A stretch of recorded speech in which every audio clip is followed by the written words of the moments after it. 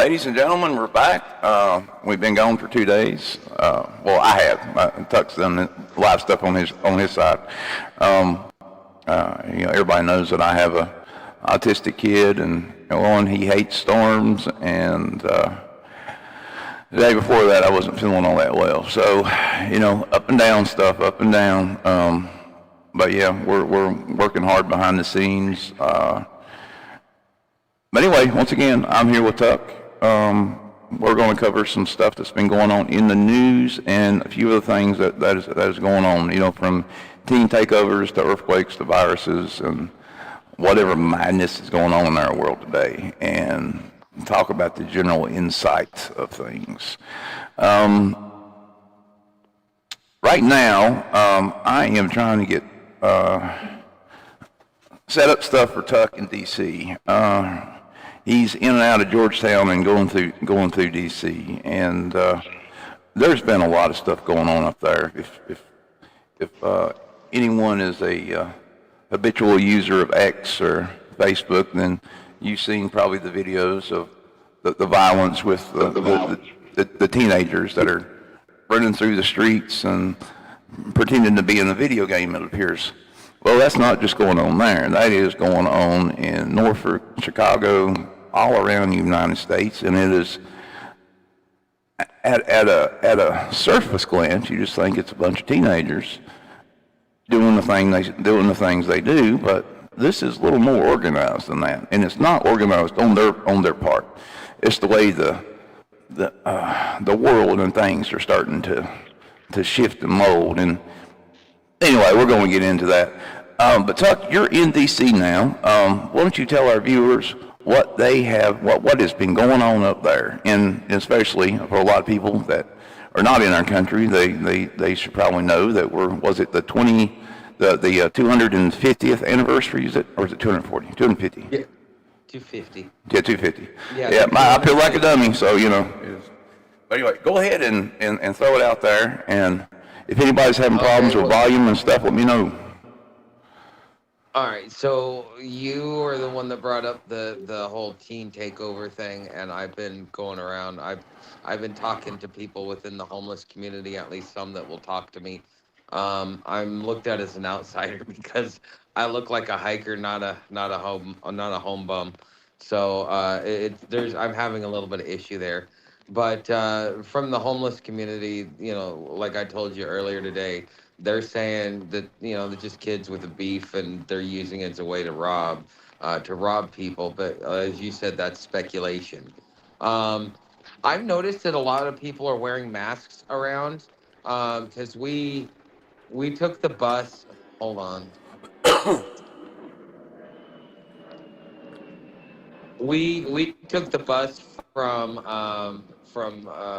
just outside of Bethesda, and so we went through Bethesda and took the subway into DC this morning, and yeah, there's a lot of people wearing masks. So like I haven't seen that like when I was here a couple of years ago. DC Well, is were you there? Were you there pre-COVID or after COVID? I mean, was it post-COVID? All right, well, that's one of the reasons why you're probably not seeing masks.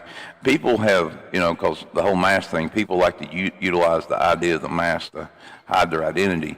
And also with the whole teen takeover thing, there's they're trying to identify some of these individuals. And, well, of course, it's harder to identify people without the mask. And, of course, that's where the whole crazy shit that come out of Walmart is coming to effect. Huh? This is people our age that are doing this. Really? Yes. Yeah, I saw at least 5 or 6 people with masks today. So, and this was just in like, maybe 20, 30 minutes on the subway. Is it like the the stylish mask, or are we talking medical mask here? No, we're like some lady I saw, she had one of those cloth ones like you buy online and stuff. Like she's probably someone that's been wearing it for a while. But I think that there is a little bit of a paranoia here because even on the street level, you see people wearing masks. Sometimes they're wearing the what is it, the N90 or whatever. Yeah, yeah, Um, yeah. uh, but there are people wearing masks. Um, so when I was here last time 2 years ago, DC, you would see that they would put up fencing around certain areas. Now you see that they have a lot of fencing up around. Like, there's a lot of as I was walking out of town, especially towards Georgetown, like I was telling you some of the stuff that I was seeing. But yeah, the National Guard are just kind of doing a random patrol. I got to thinking So it's about like that. I got to thinking about that today. they would move and then they would move 50, 100 feet. Then they congregate, chit chat for a second, and then they would move again and they chit chat, and then they would move again and chit chat. And it was almost like you could tell that this was tactical. It wasn't random. And it happened to do because we were right around the bank building when I ran into those guardsmen, and they're kind of um, yeah, they're doing their own thing, and I'm not sure if they're MPs. I'm gonna try and see if I can cozy up to a couple of them. Just be like, hey man, just curious, like what's your MOS? Like, is this are you an MP or are you like an engineer? Because I'm curious to see if I can make friends with a couple of them. I'm sure I will. But those guys they were pretty stone faced and very hard.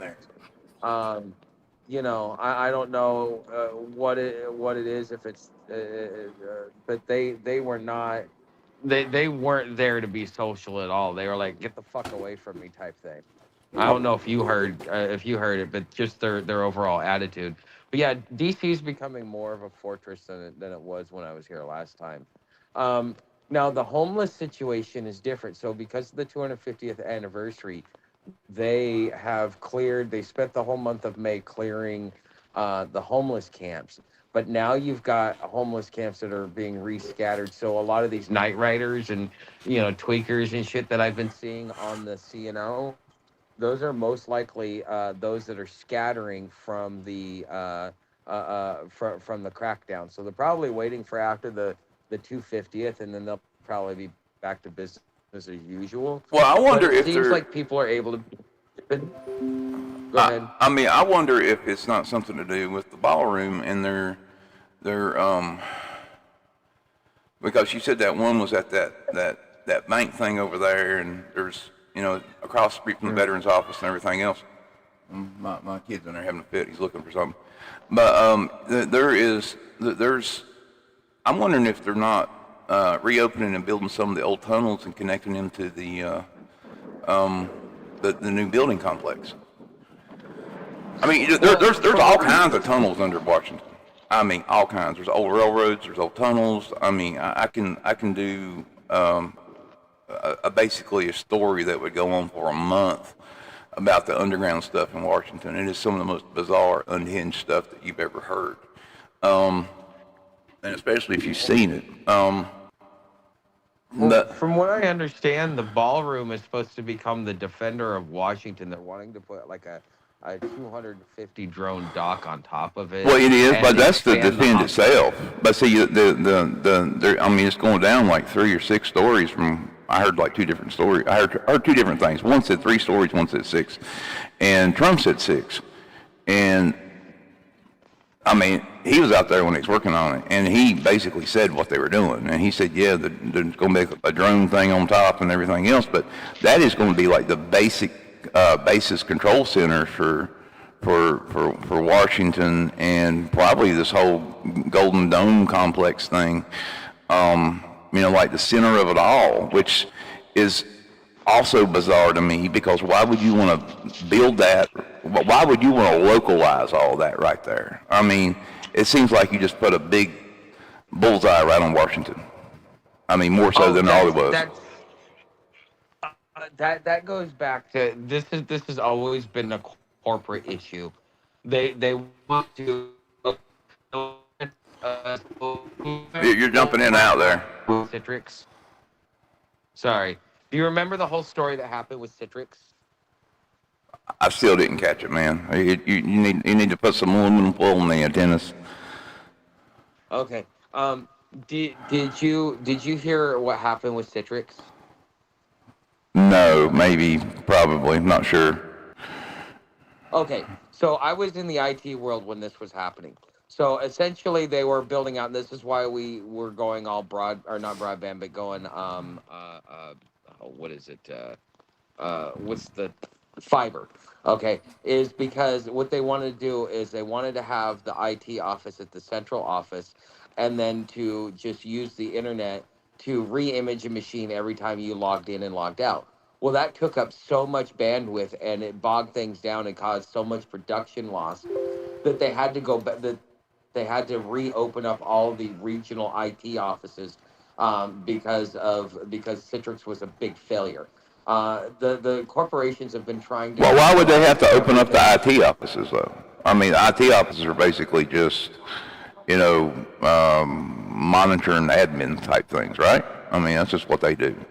I Well, mean, no, your IT office is that includes your developers so that they could do any bug fixes. That includes your senior network staff, your knock or help desk, and yeah, and then some junior level administrators. So you're looking at about 20 people for a regional corporate office, but they're covering like 3 or 4 states. oh. And so they reopened these because there was such a overload of the fiber network. Well, yeah, just bandwidth. We don't have the band. That's when we.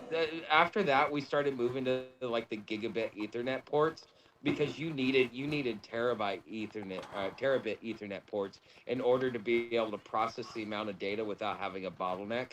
Because every time someone logs in, logs out, and then the application's being reinstalled. So it's like basically you put a ghost image on there, or a not a ghost image. You do a boot image, and then therefore it contacts the home office, and then it downloads all that software, and then puts it on that local machine, and then as a ghost image for whatever department you're in. And then you get to work with that, and then you have your own personal file system that is held at the home office that you're FTPing into. I wonder if that's what was hacked on the back end when they had that solar winds crap that was going on. There was a big issue with that. That's the ones they said that China broke into, and that they gained access to all of our central systems. They were moving all of our data around. I mean, you literally could track it. I mean, they were moving like hard files from one state to another, and there was. I mean, I don't know the outcome of this. I know that I don't know if it's still going or not, but there was this big, like, legal and class action thing that was going on. I'm sorry. Strong echo. I mean, it shouldn't be me. Is it him or me? Should be no echo now, unless it's coming back off of the other thing. I turned his volume up a little bit. That's probably what happened. Oh, okay. What about now? I turned it all down. Okay, good. But it may have when I did the thing, I may have actually turn it on. But anyway, yeah. Let's see, where was it? Yeah. So I mean, the whole SolarWinds thing, and there was this class action, and it's still going on, from what I understand. Everyone in America was supposed to sign up for this thing and was supposed to be paid an exorbitant amount of money for all this data that was lost. I mean, I don't know if anything's become of that. I know they made me sign up for it. I know they made any veterans sign up for it. It was just wild, crazy bullshit that they said that, they basically had all of our target information. They had all of our home information, our social security, our birth dates, and everything else. And it was like I said, it was all over media, and then it just went pop my way.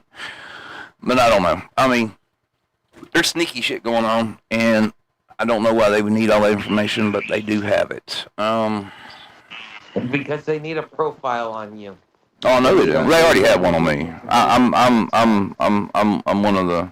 I mean, I already know that I'm on a number of watch lists, and I mean, I know for a fact they've come out and told me and showed me. So I mean, I'm on them.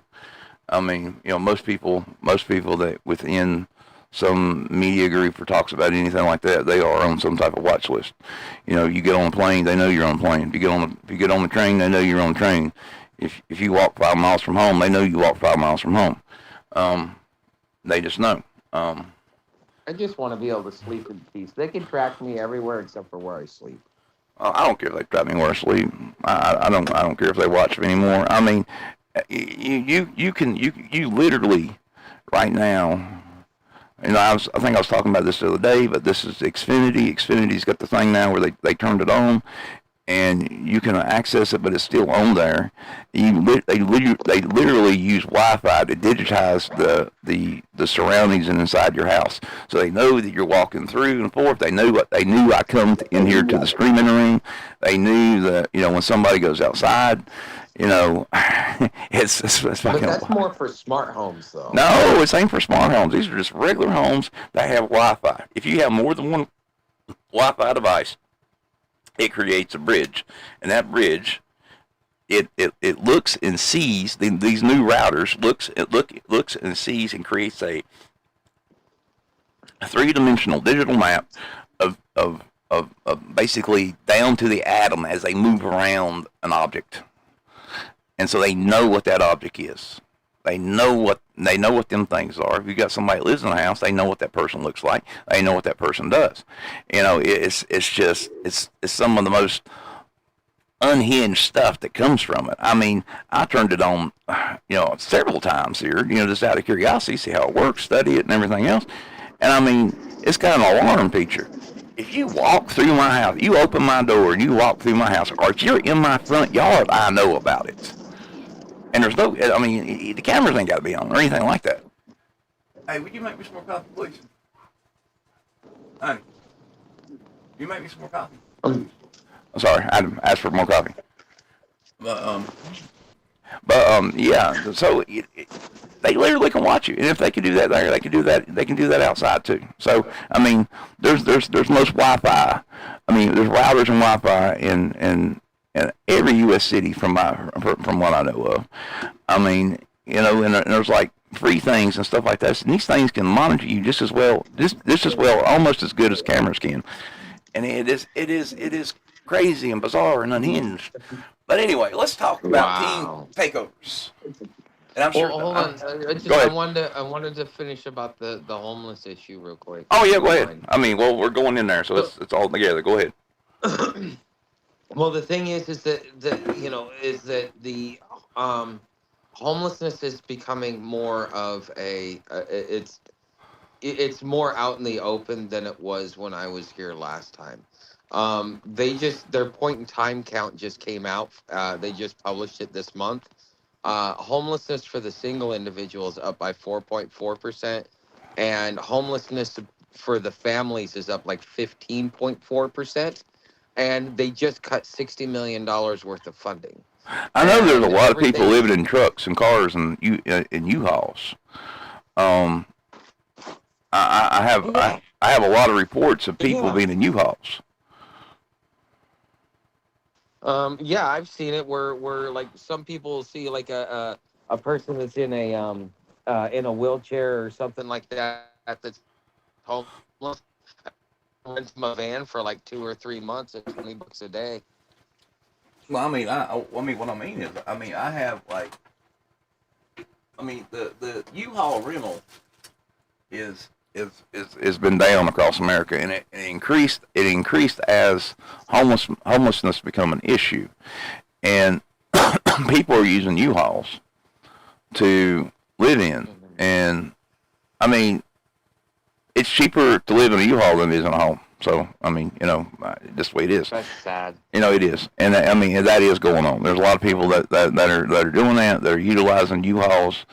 And I mean, there's, you know, they can take a U-Haul, they can drive it out to a country road and they're good to go, or they can drive it out to whatever, or park it in a Walmart parking lot, and, you know, all good.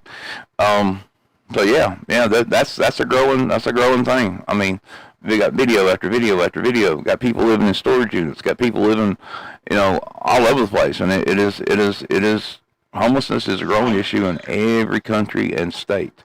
And I don't see or foresee an end to it. That's one of my big caveats when it comes to that, because I just don't know how they will do it. I think it's just one aspect of society that's going to, keep going down. And I mean, they don't want you in there. It's like, for example, Tuck asked me about this veterans homeless thing that's going on in Washington. Well, I called the guy today. I called the company today, the organizers and everything, and I was, going to hook him up with the press outing and get him a badge and stuff that he would need to go to that specific event. When you send somebody or when you have somebody go to report on something, you have to be, certified. Plus, it gives you some bonuses and benefits when you go in to do things. However, if you're just like a regular person and you want to come in and you want to go review this or you want to go report on it, it is cost. What's the word I'm looking for? It is. They don't want you going in there. I mean, they got it so expensive.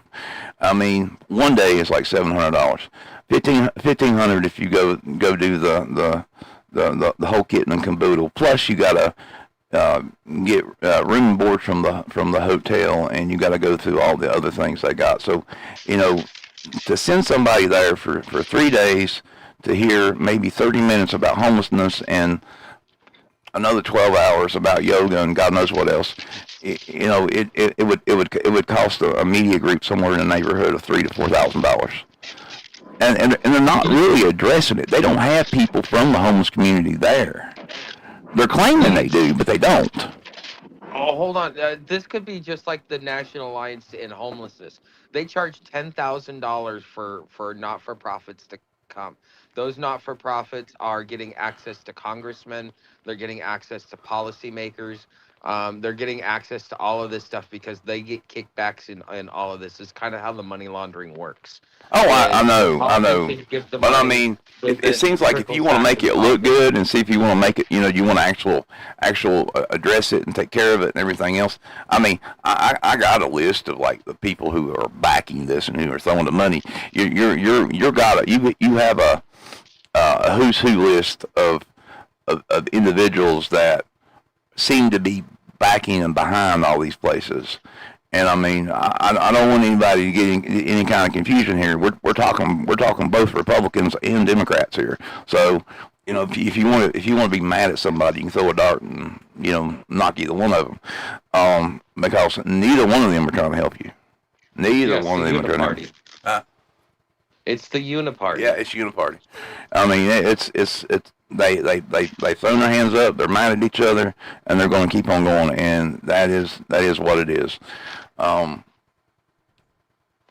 yeah, it's a big idea. I mean, big problem. But anyway, guys, I want you to know that and Tuck wants you to know that he's going to be working and he's going to be doing that. He's going to be trying to report on the things that are going on in there. And one of the topics he's going to be reporting on or trying to report on is this teen takeover. And if you have been seeing teen takeovers in your area, and if you don't know what that is, stick around, you'll find out. Because this is weird. And this is something else that will generally affect homelessness. This is something that will have an effect on the homelessness, because I'm pretty sure once they run out of things to do, they're going to turn their attention to other people. They're going to do other things. And what I mean by that is teen takeovers, by the book, are unauthorized gatherings of large groups of teenagers in public spaces. What do you mean? Huh? What do you mean? What do you mean? What are you talking about? Hello? You talking to me? You said, what do you mean? I didn't know what you're talking to me. Oh, no. You started to answer it, so I was just listening. Oh, okay. Anyway, like I said, teen takeovers, an unauthorized gathering of large groups of teenagers in public spaces, malls, parks, downtown areas, organized through social media. While some are simply loud hangouts, others are devolve into violence and frustrate community leaders and police. Yes, grand illusion. You're right. The gatherings are typically kicked off by. Now, this is the thing I need you to keep in mind. This is the thing that got me and started crawling in my brain and started making me think about this. The gatherings are typically kicked off by an AI-created flyer shared on social media listing a planned location and time. In some cases, organizers deliberately withhold the exact location until the close to the event to stay ahead of police. Once there, the teens film the gathering of themselves and post videos, essentially creating viral advertisement for the next one. This is a self-reproducing, self-populating thing that is being driven by some form of weaponized AI, and it gets darker. Now, recent incidents in Orlando, around 1,000 teenagers descended into Icon Park, an area on Saturday night, sparking fights, large police response with 9 arrests, and in Washington, D.C., about 200 teens gathered in the Navy Yard neighborhood. This is what happened the other day, leading to gunfire, disorderly conduct, and robbery. That's where the robbery part come in. Thank you. Hey, honey. Shit. Okay, but let's see, where was we? Okay. You were talking about the robbery in the Navy Yard. Yeah, and so that's where a lot of people are thinking robbery comes from. You have people that are exploiting something that someone else is already exploiting. So I mean, I guess it's what it is.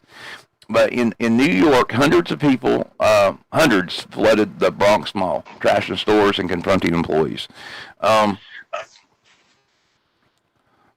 Not here. They're not dealing with homelessness very well. And if places are telling you that they're dealing with it and they're acting like they're dealing with it, they're not dealing with it.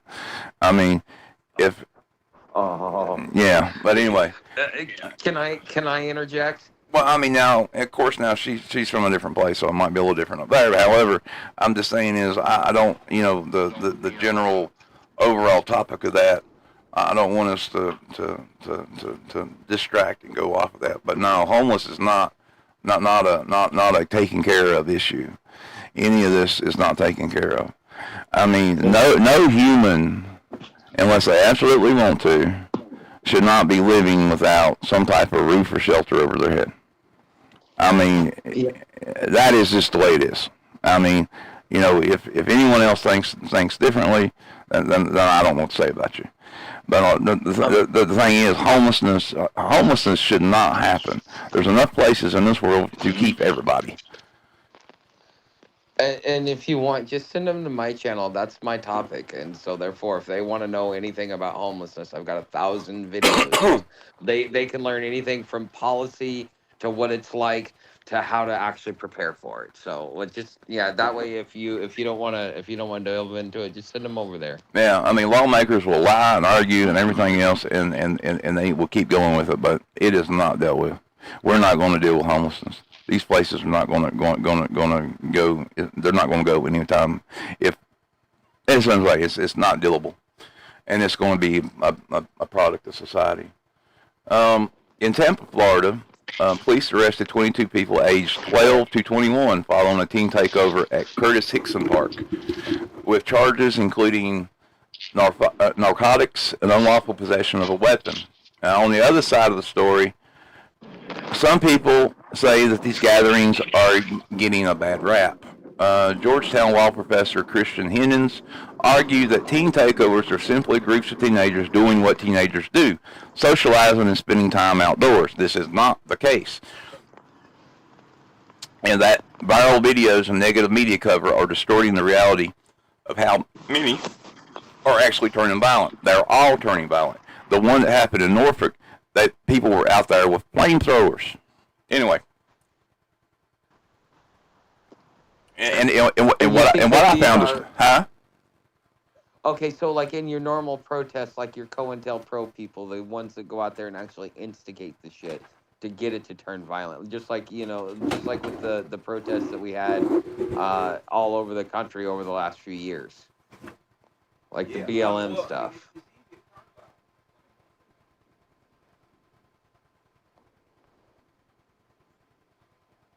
Did I lose you?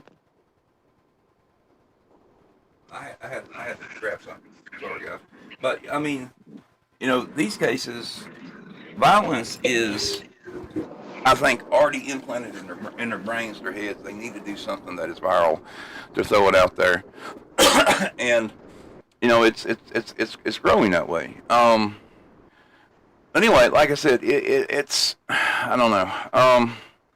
You know, with summer approaching, I mean, we're just now getting into summer, and the school's out. You know, crime typically rises. Police and officials nationwide are bracing for more, but analysts say that this is summer will be the peak problem, and they believe that it's going to be crazy and massive where the World Cup is being hosted.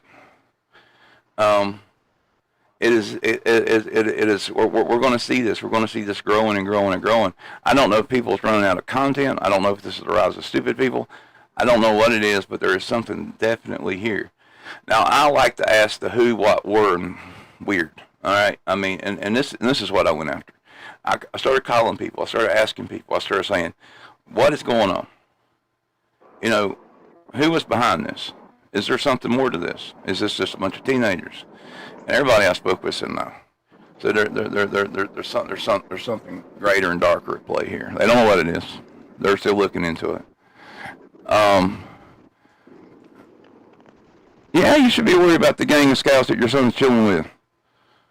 You should be worried about anybody, any gangs, any large groups of people that are following and doing anything that is viral on social media right now. There's some bizarre shit going on. There are sadistic groups of individuals that are making teenagers and stuff do things they shouldn't do. I mean, as initiation rites and things, they're having them burn down churches and things like that. It is crazy. Now, let me get back on this. Thank you. Now, you know, plain and simple, teenagers mostly aged 12 to 21, primarily in urban areas.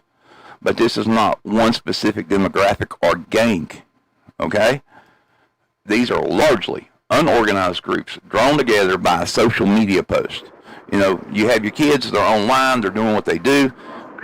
We're all go fish anymore. They're all looking. They see this stuff. And these are the things they're posted. This might be something like a little ad or something that's opposed to a Mr. Beast video or God knows what. But yeah, they see it. They share it. They like it. You know, their friends are talking about it.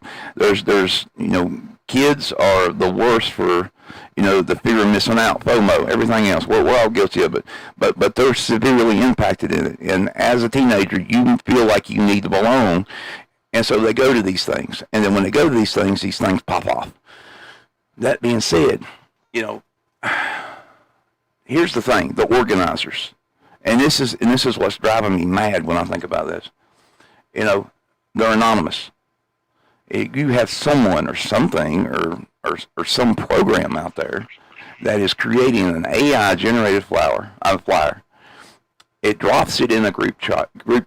It posts it publicly. It just walks away. You can't find the ringleaders. You can't find the people. The police can't find them. The FBI can't track them down. I mean, this shit is locked down. They cannot track this with a digital signature like they can with most things. They don't know where it's coming from. Mall parks, downtown entertainment districts, and public spaces with lots of open room and foot traffic. Places that are hard and quickly to lock down. This is what you're looking for. Now, this is the how. This is some of the weird stuff, and we're going to get there. I'm saying they're using AI. They're using AI tools, and they're being used to mass produce professionally looking event flyers in minutes. I saw a couple. They look like, like they're advertising a new kid's toy or something like that. And when you start breaking down the images and we start looking at the images and looking at the various little things, you start to see little things in there that don't look right. And I mean, yeah. Now they're spread through TikTok, Instagram, Snapchat, and a lot of private group chats. There's a lot of us that don't realize that our children have their own social lives, and they have a very private one. Organizers sometimes withhold the exact location, like I said, to dodge police. Once it kicks off, they film everything, and it causes the hype for the next one, and the hype for the next one. The video goes viral, which recruits more and more teens next time. And essentially, it's a self-advertising chaos. It is driven and feeds by itself. All someone has to do is drop one of those things, and they know that it's going to be good.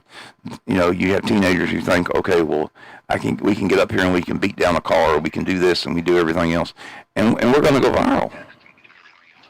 They don't care about making money. They want to go viral. They want to be famous. They want to be the next TikToker. They want to be the next YouTuber. They want to be the next Instagrammer with 2 million views. It seems like every kid I talk to nowadays, I tell them, hey, I do stuff on YouTube, or do whatever, or talk to their parents, I do stuff on YouTube. And it's like, oh, my kid's going to be the next gamer, or my kid's going to be, the next so-and-so. That's what they're doing. You're looking at this stuff. This is a driving force behind it. Our internet is cooking and baking people. Now, the other question is, I asked the why. You gotta ask the why. Is it boredom? Maybe. I remember when I was a kid, don't you guys? We bored off our asses. We go play in the woods and do and do God knows what. Or we go to the mall and back in the day we used to look around and get anything. Sorry, I'm doing something. But there's also the social media clout. Being filmed, a massive crowd is a status moment. And this goes back to the other thing. If you go online and you look, Scientology speed rates are there are individuals that are going to Scientology buildings and they're basically trying to play a video game. They want to see who can be the one that can film and make it all the way through the building to the end. Now they're starting to pick other locations because Scientology is getting boring. It's like these kids are bored. These kids are looking for something to do. They don't have anything to do. That is probably partially our fault. Okay, we have taken stuff away. There used to be like skate parks and skateboard parks and other things where teenagers can go and hang out and we can leave them alone. Well, people started pulling them things away. People saying, well, they don't need those because they're attracting the bad thing. Well, by worrying about gangs and other things, we are creating a problem, I believe. And someone else is over there fixing them and brainwashing these poor children. Now, this is what I'm talking about. This is a genuine community need. This is something these kids have to. They feel they need to socialize. Like I said, there's not enough youth spaces. There's not enough programs for them. The old days when you had programs and stuff, like 4-H, Big Brother, and Little Sister, and all that other stuff, it doesn't work anymore because they're wanting to do the same thing, the same things. It doesn't matter who they are. They're drawn to this. They want to be into this. This is the next big thing. They do whatever. They're drawn to this stuff. And plus, because there's a copycat effect. When one city does it, another city sees it, and they want the same experience. So this stuff starts burning and like an ember that jumps from one forest to another, and it keeps burning and burning and burning and burning and burning, and these things grow, guys. And like I said, we're going to see this more and more, and it's going to go nuts. This is going to be the next satanic panic. I promise you, this will be the next satanic panic.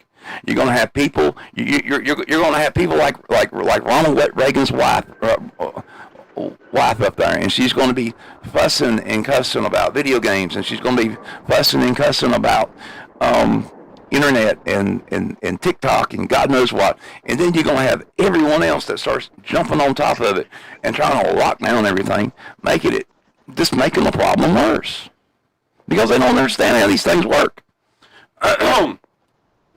Now let's talk about the strange or not. Okay, sorry guys. Um, there's nobody in charge. Are you done with? Well, I'm getting to the strange and odd, but you can go ahead and pause off. I got to do something real quick. Oh, Go ahead. You're fine.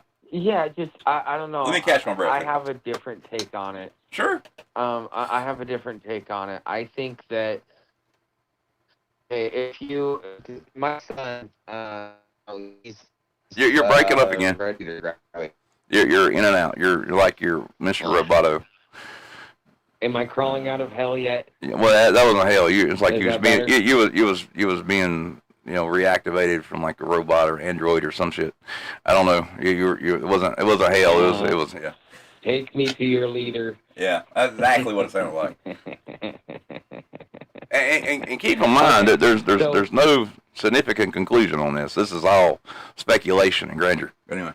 Speculation, yeah. Okay, so my son, he's about to, he should be a senior next year, Right. if he didn't graduate this year, and from what I understand, is in Oregon, a lot of the teachers started becoming or teaching the children to become militant activists.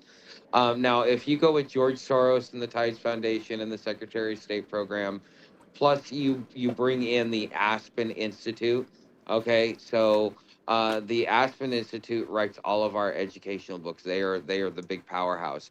All of education gets its direction from the Aspen Institute, and so this becomes something that you start teaching to children across the states, because what they want to do is, since you're basically getting the company education. You're in company indoctrination. So the government's using the schools to indoctrinate the children, but the children realize that everything around them is fake, and like, because that's why they're everybody, like, if they think that you're just a normie or whatever, they start calling you a bot.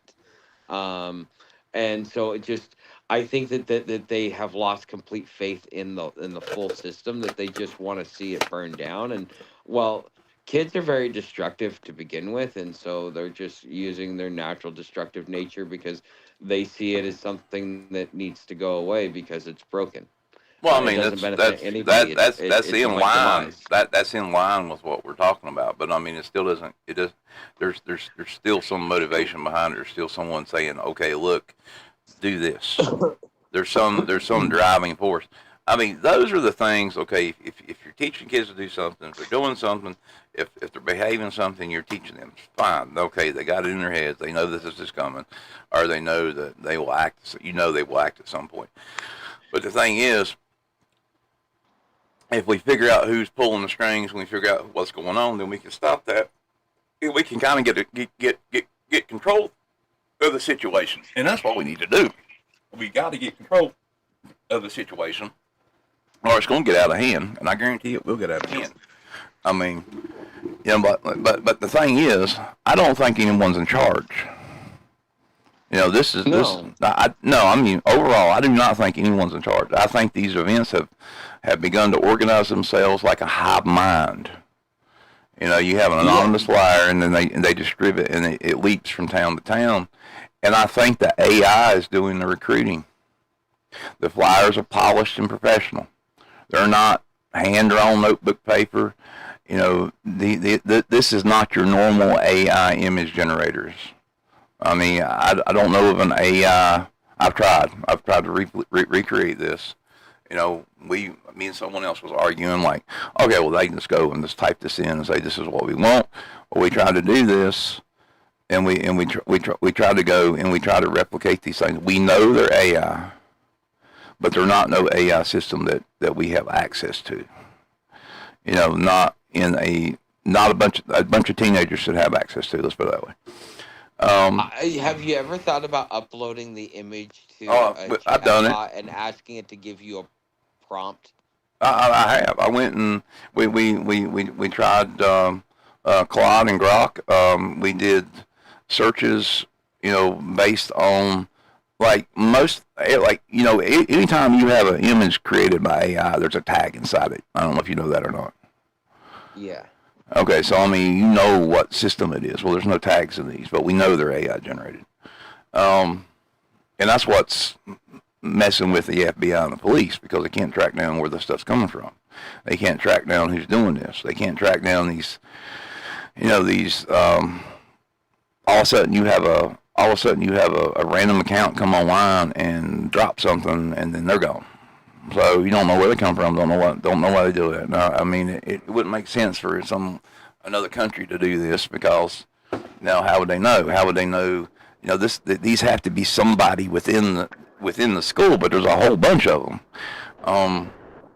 It could also be somebody who's gotten an open source chatbot and actually knows how to how to program too. Well, I mean, open source chatbots are easy to get, and you can. But I mean, but this would have to be a really advanced one that is working on TikTok, Instagram, Facebook, YouTube, and private networks. I mean, I'm talking about private networks here. These are somehow getting them back ends of like private Facebook groups and things like that with teenagers. When they're talking about whatever. Okay, my cousin hacked NASA, and he was like 12 years old, I think, or 15 years old when he did it. And I asked him how he do it. He's like, when you play the games, you learn the algorithm. And this was when I didn't even understand what an algorithm was at that point in time. I mean, I kind of knew it in theory, but I didn't understand it. And this is where he explains it to me. It's like, yeah, you learn it. There's a pattern. You just follow the pattern. Well, I'm sure there are. And that's how he was able to get into NASA. I'm not saying that is, but I'm saying as things have changed significantly, and each system has its own little thing now. So I mean, in order to get one program to do this, it has to be massive. It's not. I mean, like some of the programs I use are massive. We're talking terabytes in size to run here. I mean, I mean, for example, Windows is probably 50 gigabytes, and I'm talking terabytes in size here for these programs to run and modify and go. I mean, some of the things that I have, with this new system and layout and everything else, I mean, they're massive. They are massive. And I mean, what about like a hacker group like Anonymous or one of the Russian or Chinese ones? I mean, it could. I mean, I'm not putting it past them. I'm not putting it past Iran. I'm not putting it past one of the other groups, or China, or I don't think it's Anonymous. Anonymous was basically being pushed by the FBI. They were infiltrated, taken down, and then they were elected and recruited by the FBI to run cyber divisions. And the Anonymous you see on YouTube is not Anonymous. They're a bunch of fakers. I've called them out several times. I've even told them to hack me. But they are, it is what it is. But I think it is a possibility. I mean, there could be groups, but it would have to be a combined resource or powers or something like that. But it's something they want to do. Maybe this is the reinvention of the 80s when you have like Hack the Planet and stuff like that. Maybe this is the what it's turned into and what it will turn it and bloom from there. Maybe this is the next teenage revolution, but I don't know. There is definitely some people behind it. Like I said, the FBI is involved and they're going down. We'll know about it to some degree. Mayors are declaring emergencies over it. So, I mean, they're going to lock down the teenagers, and they're going to blame the parents. If you're a parent and your kids go out here and do this stuff, and the mayors have locked us down, then you're going to be the one that's going to be arrested for it. And they're probably going to take your kids away. Well, I mean, they can. Anyways. I'm just saying is they could. They'll send your kids to juvie, and they'll lock you up. I mean, it's just basically the way it will go. I mean, they're already talking. The ones that did the activities and stuff, and judge whatever. She's been going off on it. What's really interesting is what all of this mirrors. It mirrors protest tactics. This is decentralized organizations, location security. Live filming. It's almost identical to the protest movements and some of the more extreme groups, how they operate. You know, these teenagers are basically figured out how to do guerrilla event tactics. You know, we're talking. They have literally militarized some of this stuff, which is I mean, fucking bizarre. I mean, it is. come on, you got Call of Duty. I mean, most of these kids, that's how they got their start. Yeah, but this is different. I mean, you have people. Call of Duty, you play the video game and you go through it, and sure you do learn some things, but when you talk about protest tactics and you talk about guerrilla tactic operations, you're talking about stuff that that you're not going to learn unless you're in like Ghost Recon or something. I mean, these are individuals that are you know, you have people with cameras that scan and case out a place. They go there and say, oh, this is a great place to do all this. You know, and this is where, you know, basically how they were doing flash mobs and things like that. We'll get to that in a little bit, though. But anyway, it's really weird and creepy because this is all of a sudden, all of this is going down with the World Cup. You know, the World Cup timing. You know, summer 2026, the World Cup summer is in the United States. You're going to have massive crowds. You're going to have international attention. And you're going to have police problems out the ass because their resources are going to be stretched. There are people, including myself, that are generally concerned with this overlap because this is the time. I mean, all of these factors. Okay, you have the World Cup.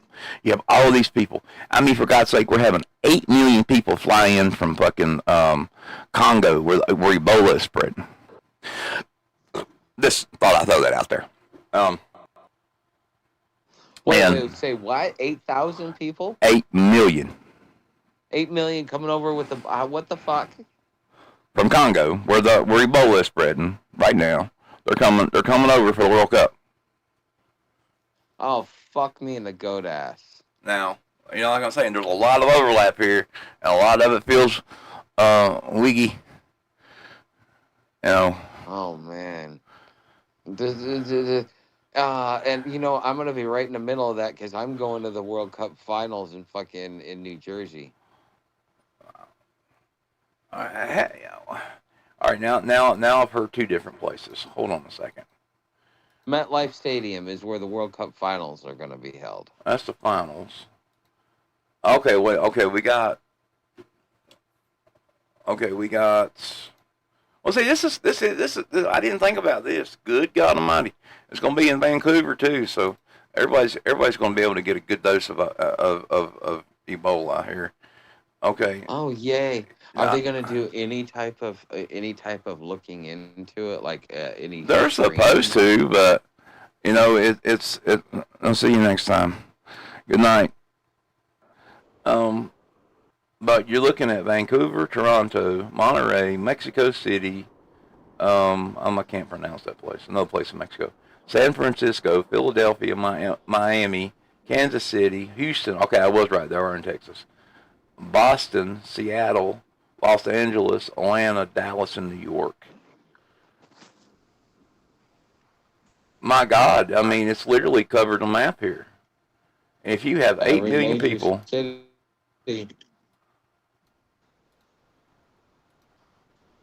And that's not including all the other places and all the other things that are going on. Is it going in Chicago?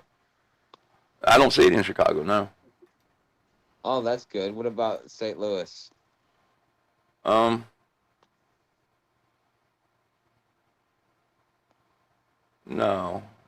Wait a minute. Midwest is spared then. Because I know that, well, no, because they're doing it in Kansas City. I should have. See, I don't know where some of these places are. Hold on a minute. I mean, I know where they are, but I don't know they're giving me the stadiums. No, why don't we have them listed that way? This is pissing me off. Okay, so Kansas City. Okay, we got one in Kansas City. The other one's in Dallas, Texas. The other one's in Houston, Texas. Los Angeles. All right, that's Vancouver. Okay, San Francisco. The other one's in Toronto. Philadelphia. They're going to be out there too. New York and Boston, Massachusetts. So, yeah. Well, this one says Miami Wow. too. Well, This is crazy. I didn't think it was this big. I mean, I dude, knew it was it's the big, World but I didn't think Cup. it was big. Dude, this is a big media event. That's why, like, because I'm doing it with homeless entrepreneur, and so Well, I we mean, you were guys gonna going do to a all walk these from places? Kensington to MetLife Stadium, but now he's talked about he's got an RV, so we're gonna do a little bit of a walk through Kensington. Then after we're done with that, we're gonna jump on in an RV and head to New York City and do events there and shit like that, fucking for homeless entrepreneur as part of the walk, and go into MetLife Stadium. I mean, the amount of countries that are coming to this. It's the whole world. Oh yeah, the whole world. But I mean, there's a lot of shit going on in the world right now. You know, there's a lot. Yes, Bartow said I thought the World Cup was in Los Angeles. Man, I thought it was in Texas. Um, No, they're holding they're holding the matches in different cities, and then they have the finals, which is going to be, you know, some cities are like, you know, the will get like 2 or 3 games, and other cities will just get 1 game type stuff.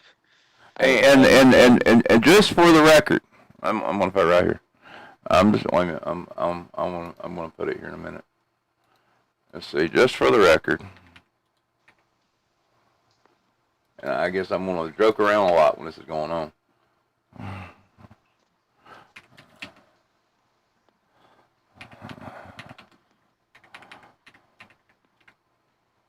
Soccer is not football. Alright? It isn't. Yeah. Soccer is not football, you fuckers. I mean that. That might be a show title for why it's going on. Yeah, soccer is not football. I put it on my ticker tape. That way anybody that flips on here, they'll see that. And, That's funny. But yeah, I mean, I don't know why people call it. I don't know why. I mean, I do know why, but I don't understand why they do it because it is not football. Soccer is not football. You're kicking a ball. You're kicking around a ball. For the most part, the only time you kick a football is when you're going through the garden. You're running with it. So I don't see these fuckers running with a big round ball all the time. Actually, I think it's you get penalized for it. But anyway. Well, rugby is a form of soccer too. Yeah. I have no problem with rugby. I have no problem with soccer. It's just not football. But no. Unless it's the Steelers and Rams, it's not football. Yeah, that's right. It's not football. It's not football, you fuckers. All right. I'm probably gonna get worse by the time it starts.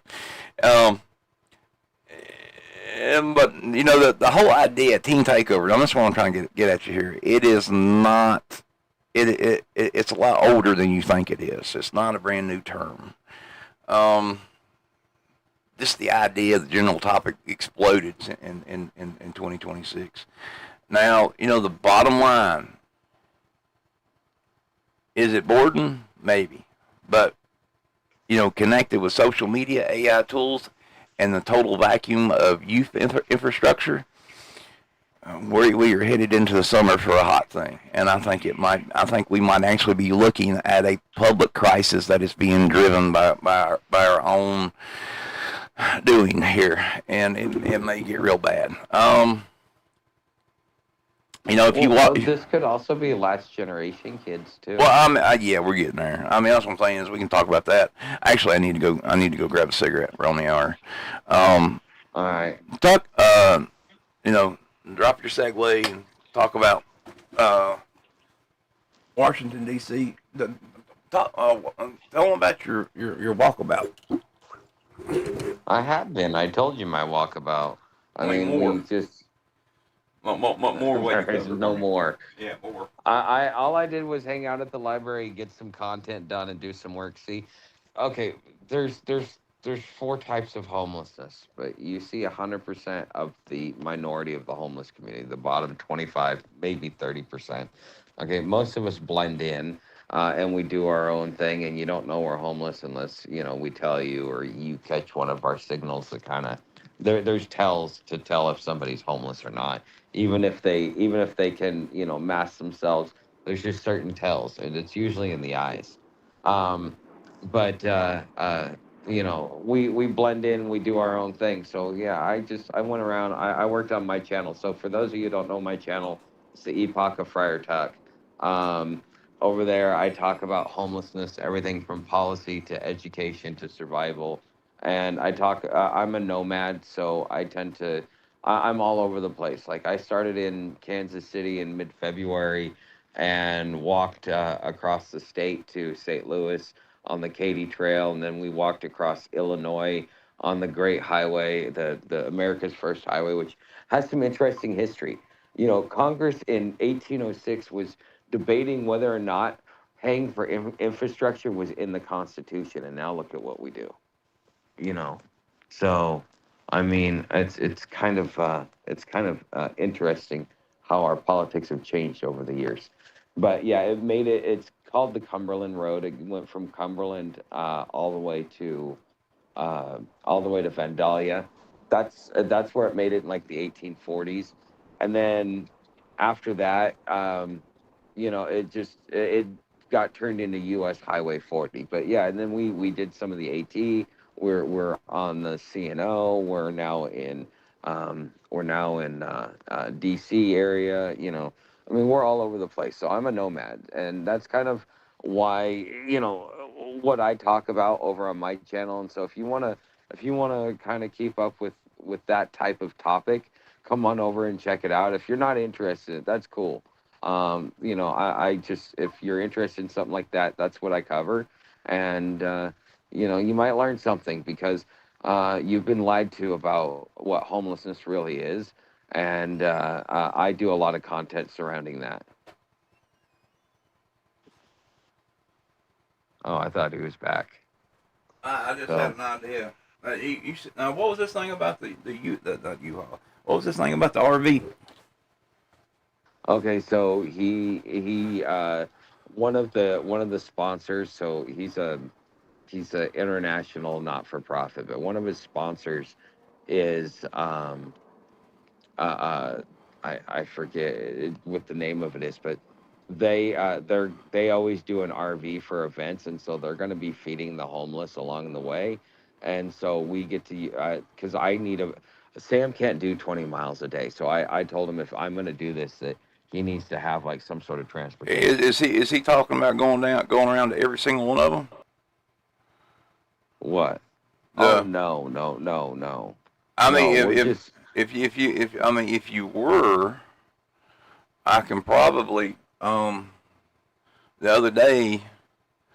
Now see what's weird is earlier this year, this since what was it, Victory for Enlightenment. I don't know what it is. Anyway, they're sending me out this big kit that has to do with the World Cup, and they're sending me all this crap. I mean, I really don't care, but they kind of like push the issue with me. However, they asked me if I had anybody that would be willing to go around and go to the World Cup. So I guess they were talking about all of these right here. I got to check with them, but mhm. I'm sure they'll cover gas, and I'm sure they'll cover, that they'll definitely cover the tickets. And if you got an RV and you're going to do this and you're going to go around, this might be Well, uh, we're only going to the final in New Jersey. all right. Well, I can. He's I coming don't over know. from Spain. He's got to go do. He's an expat who lives in Spain, and so he's coming over. He's got to fly over here and stuff like that. So there's a lot that goes into it. I mean, well, you figure it out. Let me know. Might be able to do something. I mean, Okay. there's a chance there. I mean, definitely. If I had somebody that's going around, um, If they pay for my transportation, I'll go every one of them. I Well, have I no mean, problem with that. they'll pay for, you know, they won't pay for you to have, they won't pay for you like an RV or something. But I mean, No, pay for a train I'm sure I ticket. can cover, I'm sure I can get your gas covered, and I can get your tickets covered. Tickets are going, you know, be between $50 and $1,000, you know, depending on where they stick you. And Well, I mean, I then could there's food take and stuff like that. Amtrak it pretty Huh? much anywhere. And I I could think, take Amtrak.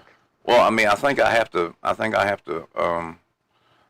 spring extra for Sam. I'm not sure about that. I can check. I'll She's check. a But service dog. She gets on for free. yeah, I'm talking about in the, She's in a the, service dog. She gets in for free. That's the great thing about a service dog. She is attached to me, so what like my ticket covers her. Even when I get on the bus, that's why she doesn't have to go below is because she's a service dog. And she's not an ESA, she's an actual service dog. you mean you guys would want to bounce around and go from. Dude, if you pay for it, fucking as long as I can still do the Great Walk, I'll do it. You I'm know, not I paying for mean, it. They're going it's to an pay for it. experience. They're going to Well, pay yeah, for it. that's what I mean. Like I don't have the money, but if somebody wants to pay for it and fucking send me on a random trip, I'd hate to go into LA. That's gonna be the hard one. But all the rest of it, For my media group to pay for anybody to go see a fucking World Cup, there better be a fucking alien laying out there. Um, um, I'm just saying. I mean, like I said, if I have to, you know, like I said, I'll do it. I will go through it. I will, you know, if they'll cover it and you'll go through it and you go through there, I will force myself to go through. We'll have to get you a better camera though. I will force myself to go through hours and hours of fucking soccer, but you don't have to go through the soccer. I'll go through it and I'll beat my head against the wall and tell you about it. no, they'll want me to. They I'll tell always you what the do. wall felt like. They always want me to. They will expect that of me to go through it and make sure there's um some But of these. like LA would be the only one I would have trouble with because of a warrant.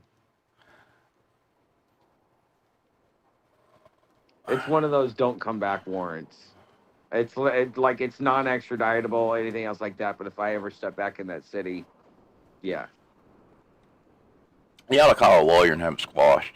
You should be able to do that. Dude, I've been trying to get a hold of the public defender. They've been on fucking vacation since the day I left. Yeah, you should be able to call and get it squashed or something. It shouldn't be that hard. I've tried. This is like 15 years old. I've tried because like when I had my business, one of the police officers like it's not extraditable, but one day they may decide they want you, so you should get it cleared up. So I called down and I talked to the sheriff. The sheriff's like, you got to talk to the public defender. So I called the public defender and they're like, oh yeah, here, and his voicemail, and it's like, yeah, I'm on vacation, and like this lady's been on vacation the whole time. I've left like 5 voicemails, can't get a hold of it. So Yeah. I mean, it still has to be somebody that goes in and does a squash for you. I don't know. Maybe we'll look at that. I mean, like you said, it's no big deal. Nothing crazy or anything. no, it's for weed. Oh, okay. Well, I think we can get rid of it. Now you like for pounds and pounds and pounds, is it? No, Okay. like an ounce. I think you're good. No, $20. Yeah, I don't see why. I don't. Yeah, you ought to call them up and try to see can I just like pay it or something, some shit, you know, and get rid of it or No. whatever. But yeah, you know, like I said, you in the 2000s you had flash mobs. Flash mobs. You know, it's basically, you know, it was the modern blueprint that was actually laid by a man named Bill Waskoff. Waskoff. I'm sure I'm saying I'm bastardizing his name right now. But anyway, he was the editor for Harper's Magazine. And I should know his name right, and I don't. Let's just call him Bill. Anyway, he organized a true flash mob in Manhattan. He was like one of the ones that fell after the whole occultic rise, the occultic rise and end and fall in New York. That's a story. That is a real wild story we should cover one day. But I've been trying to dig dirt on it, and I'd like to have Simon on. But anyway, it's basically a social experiment to see if a bunch of people will show up and, based on an anonymous tip. And it worked. And these things have been happening. This set the groundwork for the things we see modern day, but the AI has taken it to a whole new whatever. And I don't know if you remember the mall culture wars. These happened in 1980 to 1990. Yeah, they made movies about that shit. Yeah. And I mean, we all were, I'm not going to say all of us, but there's a large group of the people that actually watch my stuff and stumble on, and the people that stumble onto it now or don't, most of you don't even know what a mall is. Malls are derelicts that have closed down and degraded, and I mean in our the bigger malls that beside us now, they've literally moved in like medical facilities and stuff in there, and it's really sad. They used to be a grand thing to go to, kind of like Sears. No, and I mean there's freaking movies made on it. I mean the whole mall culture. A lot of us lived through. If you're a girl, I mean, that's where you went to go get your jewelry and, flirt with guys and do everything. And, if you were a guy, that's where you went to go try to hook up. And you went with your buddies and went to the arcade. Everybody remembers an arcade. We don't have arcades now, not like that. I mean, the arcade, the movie, and then the food court. Yeah, I miss the food courts. There was this, and we're talking about it, so I got to talk about it. I can't remember the name of the place, but there was this pizza place. And when I mean pizza place, they didn't serve pizza, not pizza like the round pizza or anything. They served strombolis. They only served strombolis. They had this machine. I would give money for one of those machines, but it looked like a pizza oven. They take it, and they pull, and they make the stromboli, and they stick it in there, and it runs through. And it was the most greasiest mess that you could possibly imagine. It was so good. So good. That sounds good. And I'm sure everybody remembers their favorite restaurant there. You had those creamsicles, and you had the pretzel places, and now I gotta remember. I gotta get a list. Yeah, but then they started going all fucking foo-foo with like the Panda Expresses and the Joy Walks and all that other shit. Five Guys, I think, was one of them. Yeah, Five Guys is actually pretty good. I don't mind. I miss like in Lloyd Center they had an actual like homegrown diner that was built after like a 1960s setting. Oh, go in there for a milkshake. Oh. Now, good milkshake. Well, we had a C.F. Jones. A C.F. Jones was one of those places where you could. It looked like one of the old soda pop fountains. You could go in there and you could get any kind of ice cream you wanted. You could sit down and have hot dogs and whatever. And when you were done with that, you could run over to the drive-in movie theater. But yeah, Orange Julius was one of them. Another big one was York Steakhouse. Hot Sam's Pretzel, that's the one I was trying to remember. Harvest, you guys remember the cafeterias, the great old big cafeterias. The used to be able to go in there and, you basically get a tray, you go down through the line, and you can pick all the food that you want, or you pay for what you got. And I mean, it was so good. My grandma used to take me there all the time. I miss places like that. There was another place called the Magic Pan. I don't know if you guys ever went to that. They had crepes. Now that's Sabaro's. That's the pizza place. Great wraps and great steak. Yeah. Auntie Anne's and Cinnabon. Oh my God, Cinnabon was so good. Nah. You don't I'm like you not. didn't like I the don't know. cinnamons? No, I wasn't into. There was this one place that used to do the fucking like, it was almost like a pie, but it was a cookie, Ooh. and you get them in like little triangles. Like they had fucking big old cookies. You pay like $25 for them, and they were like chocolate chip or whatever you wanted, and yeah, and it was just like it was almost like eating a piece of pie. It was that thick. That they sell A&W root beer down here. Yeah, you Oh, can get it. really? Yeah. I mean, someone asked Dude, me, have they you were ever talking been about. to an A&W? Yeah, I have. I've been at A&W. I've Um, been to one as a kid because there was one left in Oregon. mm. I mean, That's yeah. Grandpa used to travel around a bunch. We did the whole Route 66 over and over again. That was the summer thing that we always did, and they traveled around the United States a bunch. I mean, we were hooked on stuff like little diners and things. There used to be like an A&W diner you could go to, and they had the fountain stuff in there, and you could go in there and you can get a greasy hamburger and coffee or whatever. And I mean, some of the little hotels that we used to stay at was beside them. But yeah, I miss those places. I do. Um, Oh, dude, best diner I ever went to was in Chattanooga. It's called the City Diner.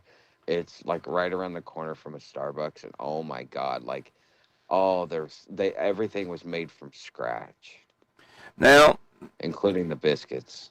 and the reason I'm bringing up this mall culture war stuff is because it seems this is what I think is going to happen. This part of the outcome of this whole teen thing, because when that happened between 1980 and 1990, this is when we started having everyone act weird about teenagers and everything. Of course, you had mall owners and police constantly trying to cap how many teenagers could gather without making a purchase. I believe you're going to start seeing towns and stuff locked down where teenagers can go and how many of them can gather, and they're gonna go all police on them.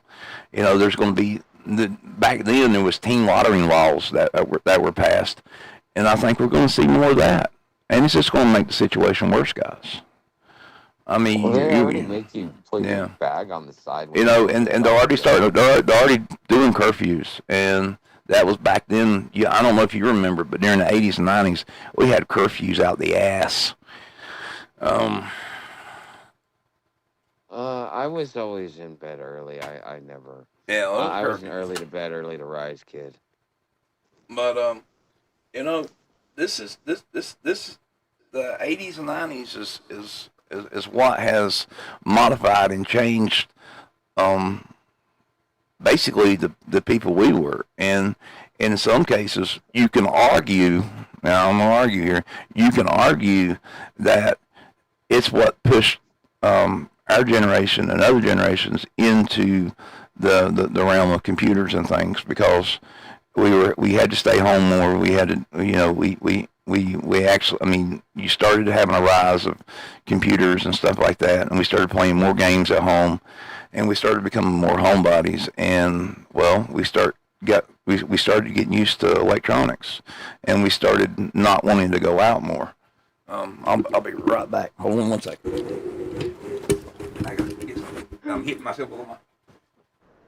To piggyback on that, I'm just a few years apart from the generation that started that. Because I remember I was like a freshman in high school. I had to get one of my friends was like a seventh grader, and he You're breaking up on us again. Robots. Oh shit! Robots. Take me to your leader. Yeah, but I mean that's what we're what I think we're looking at. Another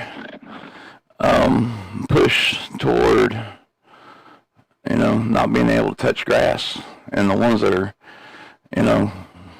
I don't know. I mean, we saw this before.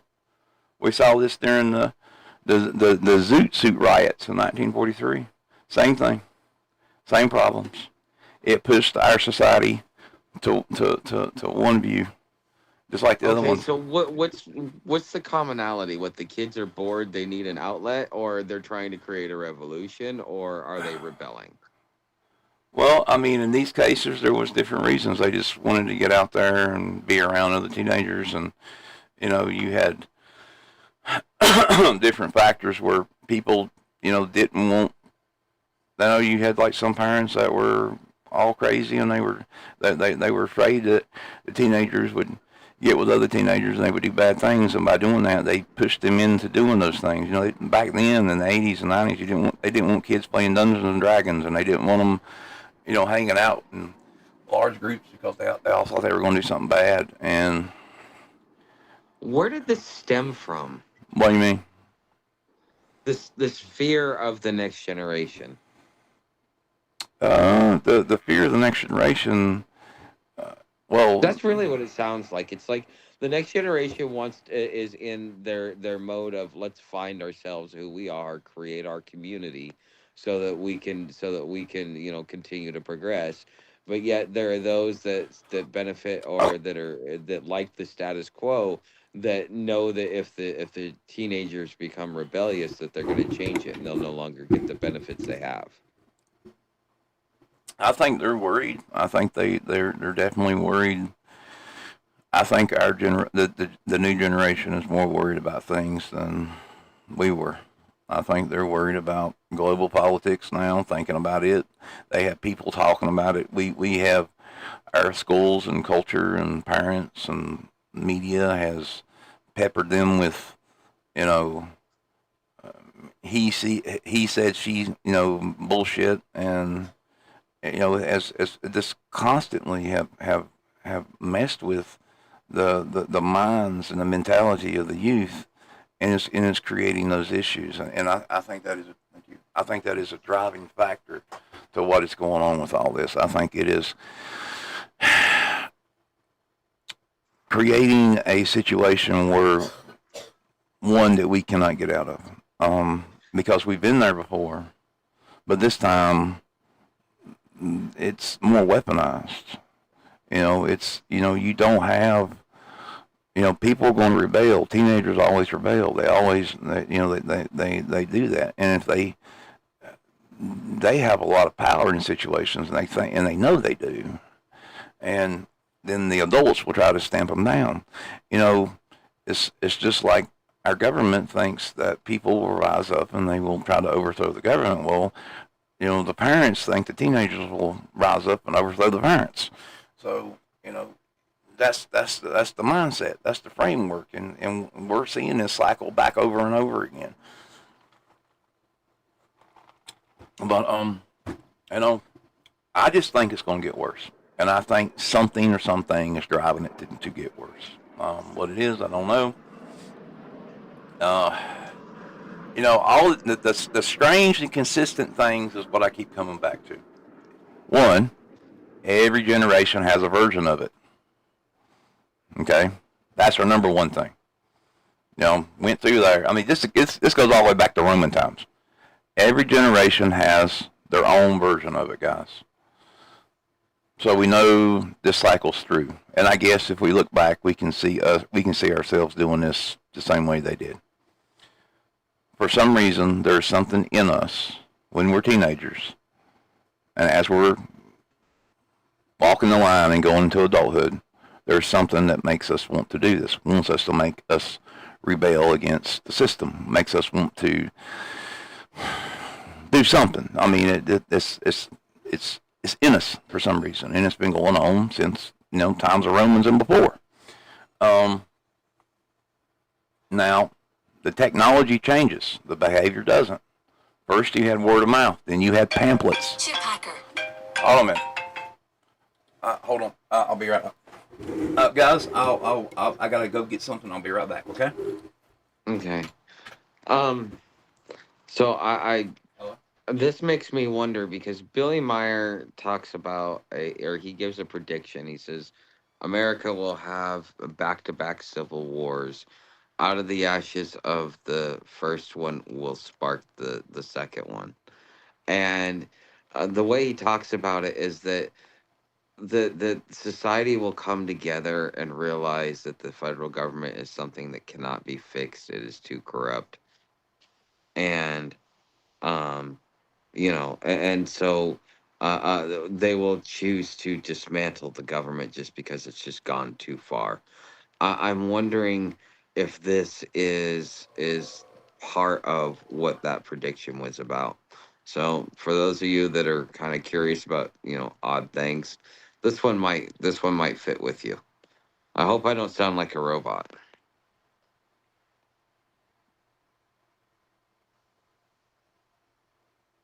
Mm.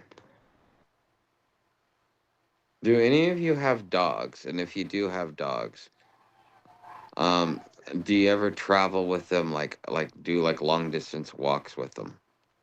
And if you do, how many miles? What's the longest miles you've ever done with your dog? Sam has done 25 in one day right when we first got together. So she was still a puppy when that happened.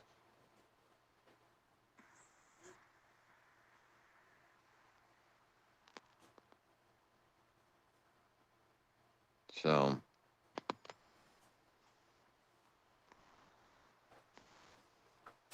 Sorry, guys. I didn't think he'd come that late, but he did.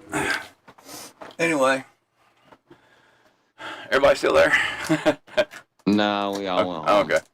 But yeah, like I said, the technology changes, but the behavior doesn't. You have the word of mouth, then you have pamphlets, then you have phone trees, then MySpace, TikTok, and now AI flyers.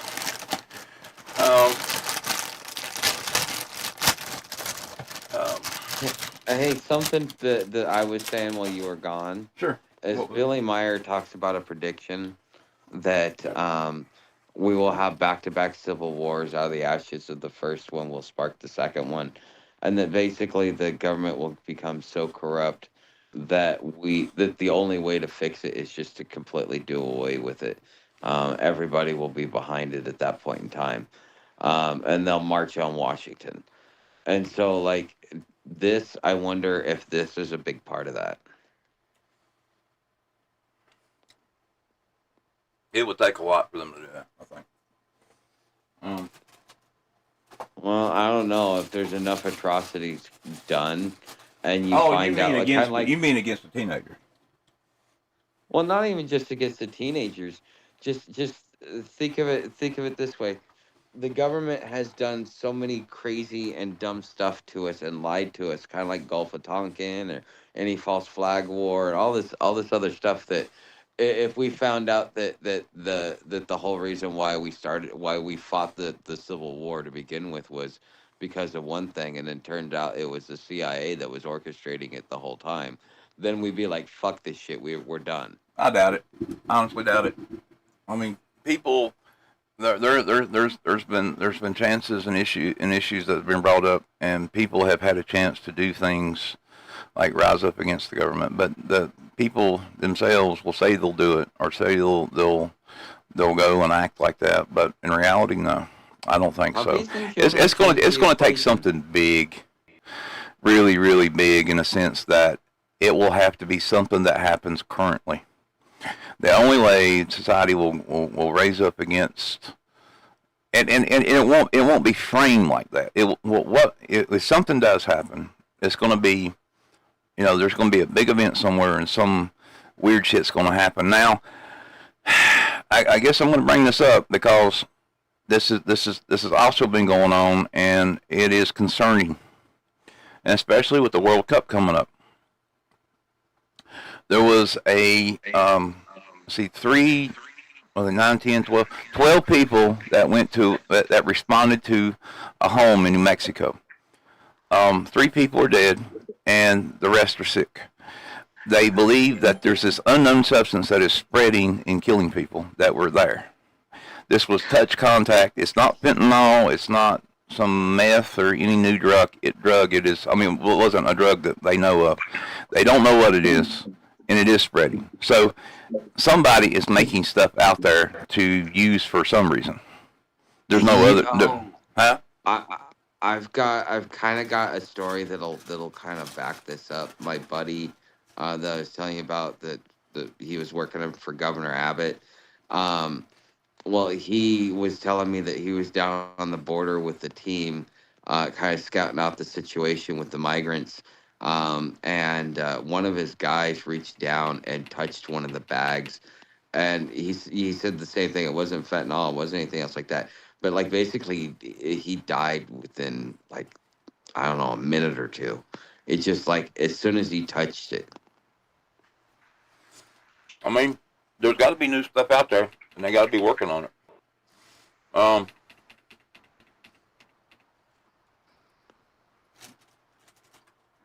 Now, I did a deeper search into this, and I guess we should cover it. I mean, we went to the New Mexico thing. Like I said, it's going on right now. I've been following the case, but I don't know anything about it. I don't know if suddenly, oh my God, they don't know what's going on, but there's definitely something going on with the New Orleans stuff. I mean, not New Orleans stuff, New Mexico stuff. And what bothers me is they don't know what it is, and it is spreading from touch or contact or whatever. But anyway, there's someone answering them, and this is weird. Baltimore police, Colonel Ryan, specifically flagged that all flyers are very sophisticated, fancy-looking, AI-generated, and clearly engineered to market excitement to the juvenile mind. Okay, there's a police officially essentially saying that these don't look like a bored teenager made. They look designed. This comes from CNN. In at least one Orange County case, investigators found the original legitimate event flyer that was taken. It had been altered by somebody and redistributed with the takeover message, adding the extended times and changed graphics. Authorities actually tracked it to a specific TikTok user who never responded to media inquiries. That's what I'm saying. They just went dark. You know, this is not organic. This is someone intervening, you know, at existing events and weaponizing it, which means they might weaponize this whole World Cup thing. You know, the odd angles that are worth noting here, the flyer pipeline nobody can trace. Nobody, not the FBI, not the local police, not social media platforms, have been able to publicly identify the central flyer creator or the distribution network. The flyers just appear. Poof. You know, this doesn't happen. This is what the weird part of it about. You know, this is what's all weird about this. They're professionally made, simultaneously across cities with no obvious connections to each other. It's just like all of a sudden somebody decides we're going to do this now, and there's not no connection, correlation. There's no track, trace. There's no data line. There's nothing. It just happens.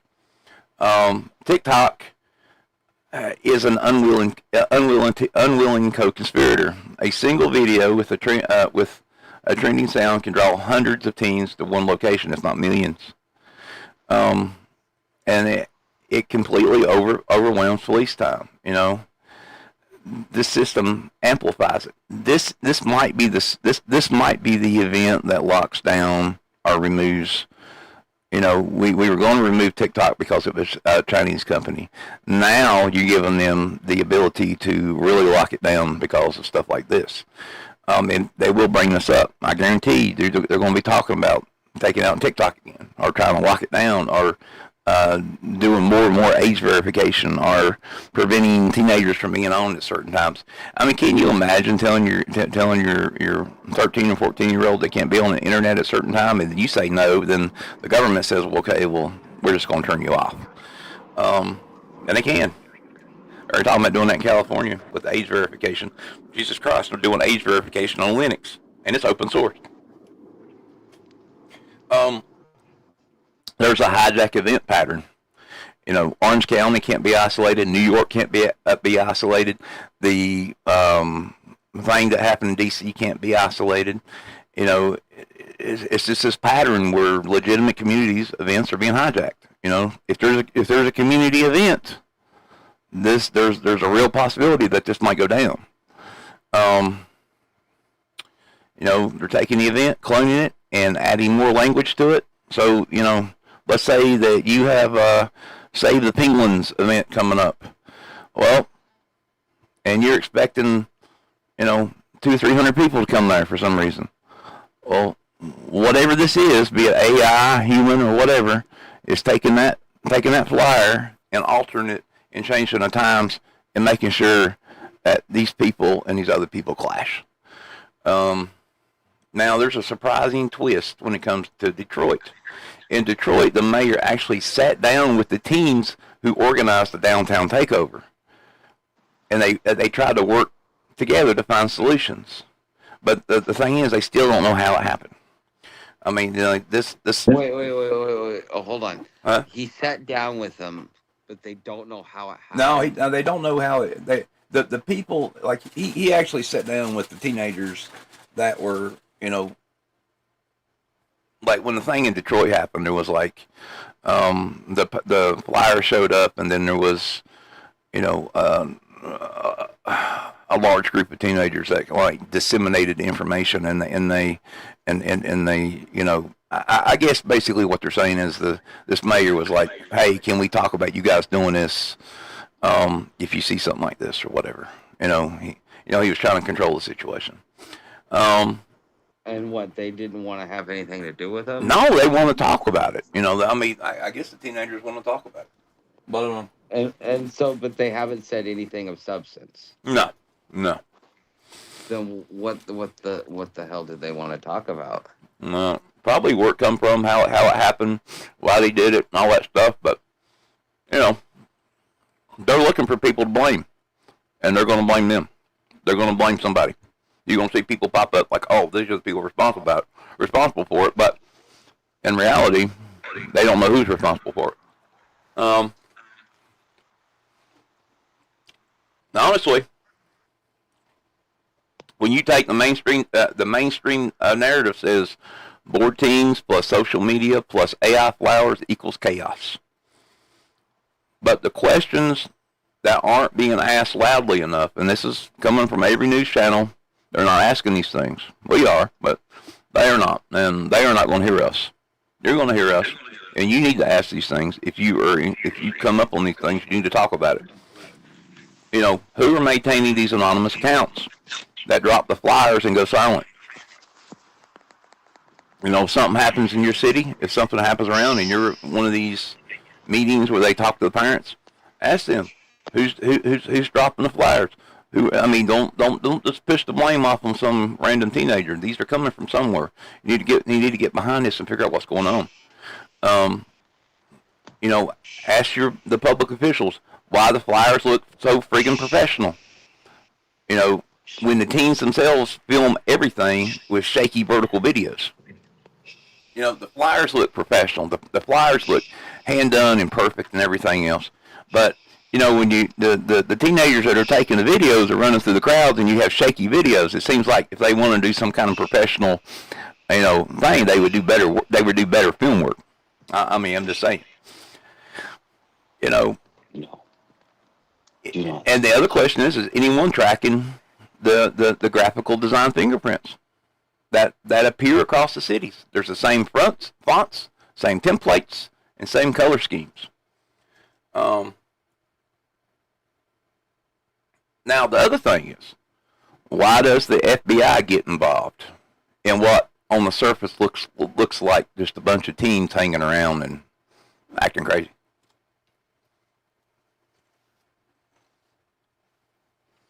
There's your question. Why is the FBI involved in something that is just a bunch of teenagers doing whatever?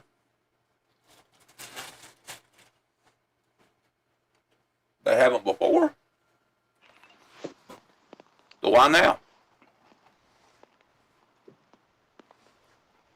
Because it's starting to cause actual damage, and Trump is kind of like an authoritarian. I mean, I think it looks bad.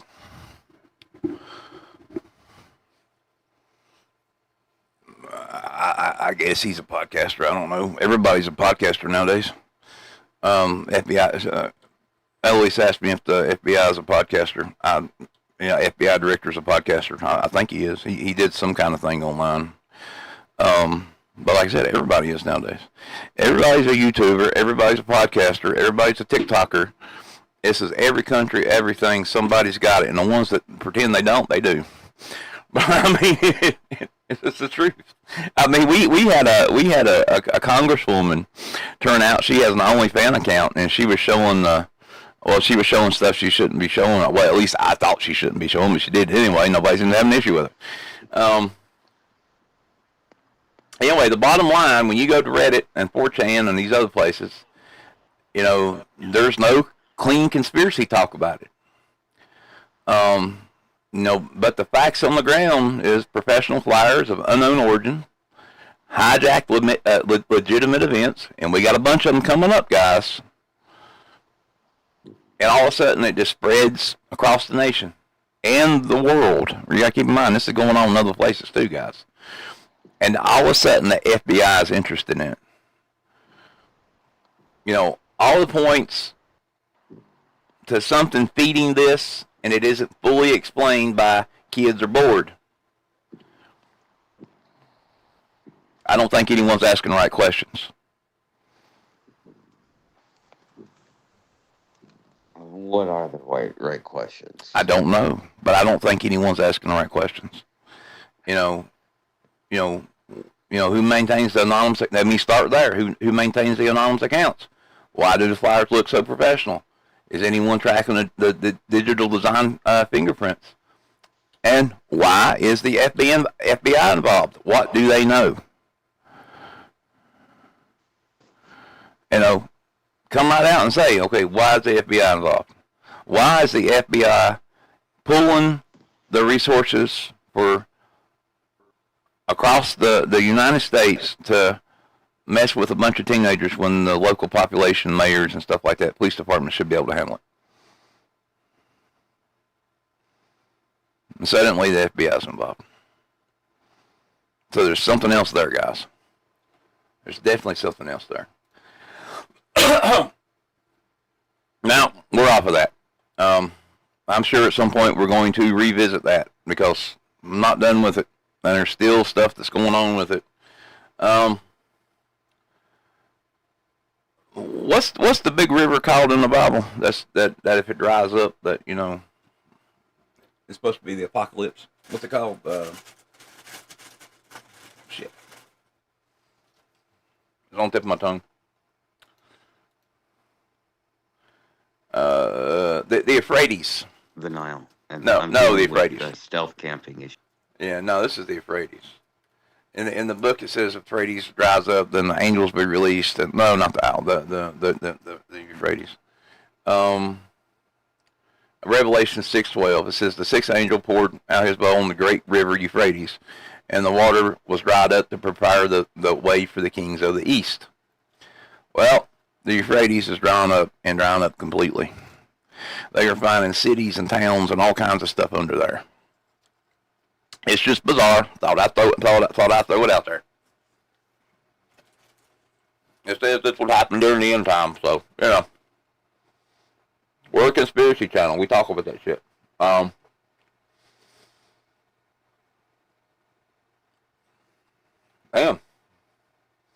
We've been at this for an hour and 43 minutes.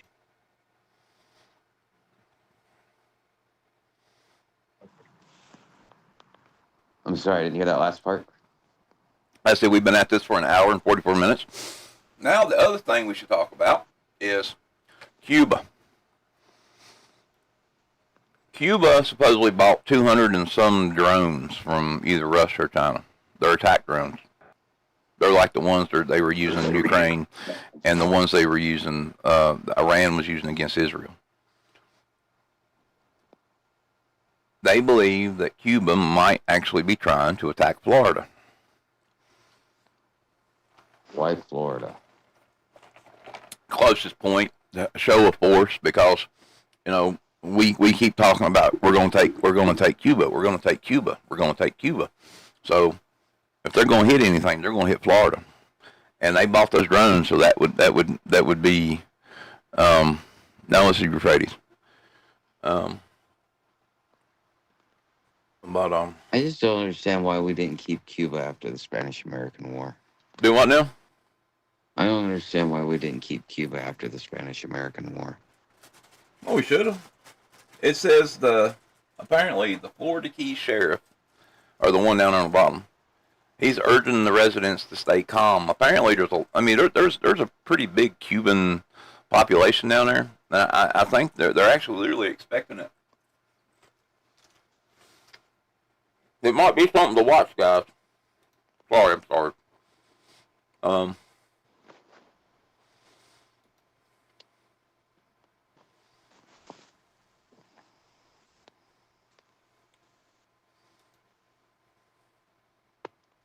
Anyway, that's pretty much what I got for tonight. I mean, I ran out of steam. I would have thought you. Just the Cuba thing. I don't see. Like, I see why they're doing it, but it's probably more as a deterrent than as a. Well, no, than as an offensive weapon.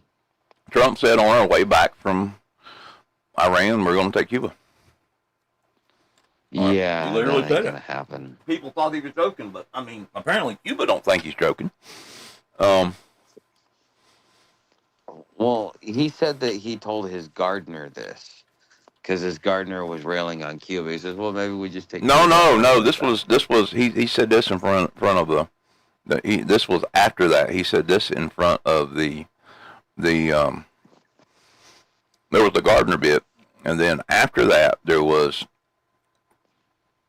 he went on stage and he said it publicly. He said after we come back from Iran, and I said I might as well just stop by Cuba and take it. He said I can park a destroyer out there and it'll give up in a day. Yeah, he may not have been serious about it, but he definitely said it. He said it in a public setting. And we already got people on the ground in Cuba. If they want to make something happen, they'll make it happen. Well, not only that, they've been ramping up pressure on Cuba for a few weeks now. Oh yeah. So, Cuba. We've been trying to take over Cuba for so long. We can't take over Cuba, and it doesn't. You'd have to take over. You'd have to eliminate half the citizenry. Did you hear a sonic boom up there the past couple of days? Just from the lightning. Apparently,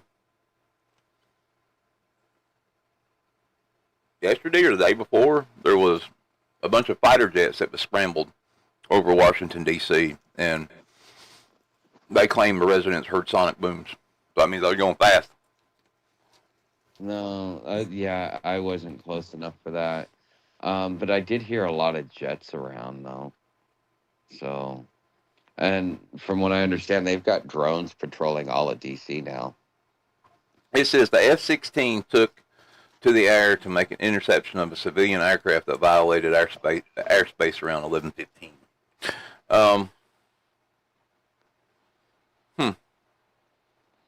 I would have been asleep. Yeah, I don't blame you. I would too. Don't normally do that for general aviation aircraft, though. That's weird. Well, with the heightened alerts with Iran retaliating with, terror cells and stuff like that. Now, and, the big scare that they gave us saying that, we've got all these different terror cells. And we've been waiting for attacks, but, there's some stuff that's happened, but nothing that's ever made news. yeah, I know a lot of you might be following the Iran stuff and Israel stuff and what we're doing over there as well. But one of the things that I guess we should talk about, I mean, I would probably talk about it this week sometime, is there was this mass post, both video and anyone that lived in Iran, they had your cell phone numbers and stuff like that. Everyone received this text message, and it basically, in two different language, it told them that they need them to get ready to become martyrs. Basically the whole, off yourself for Iran kind of thing. And a lot of people thought they were like, okay, now they're joking, silly. And of course, there's probably a few people who are real or whatever, but apparently it's a lot worse than we thought, because Iran has started staging mass weddings for couples who are ready for war sacrifice, and that's what they mean, war sacrifice. So Iran's getting ready to do something big and widespread and, well, global, not just there. So if you had any hope that gas prices were going to come down, if shipping things were going to get better, it's not. It's going to get a lot worse. And like I said, we're looking at wars. We're looking at earthquakes. We're looking at the rise of all these viruses and stuff. I don't know, but we'll talk about the earthquakes. And beside Area 51, well, in Nevada, down there in the bottom, Area B, Area 51. Nell's test range and stuff like that. We saw a surge and a resurgence of a bunch of underground earthquakes.